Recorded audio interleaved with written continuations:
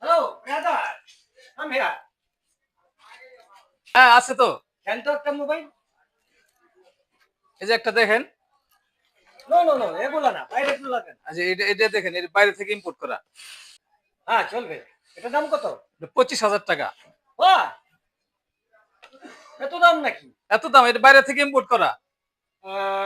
বলেন তো কত রাখা যাবে? Fixed price. একদমই বিক্রি হয় না। একদম। এটা আমরা 22,000 টাকা পাবে। আরে ভাই কোনো দামাদামি হবে না। কত রাখা যাবে? 25,000 টাকায় লাগবে। একদম ফিক্সড প্রাইস, এখানে আচ্ছা, দামাদামি ঠিক আছে। চলে না। ঠিক আছে দেন। দেখেন তো এখানে কত আছে। ভাই এগুলা দিয়ে মোবাইল দিব, এগুলা টাকা দিয়ে মোবাইল দিব?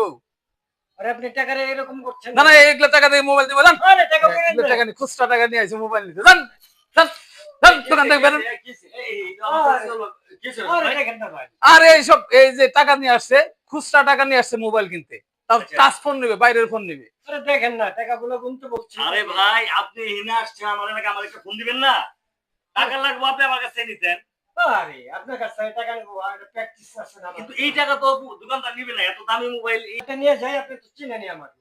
আমি পরিষে দিয়ে যাবেন। এই বাকি হবে না, বাকি হবে না। বেরোন দোকান থেকে, বেরোন বেরোন। বাকি চাইছে মোবাইল।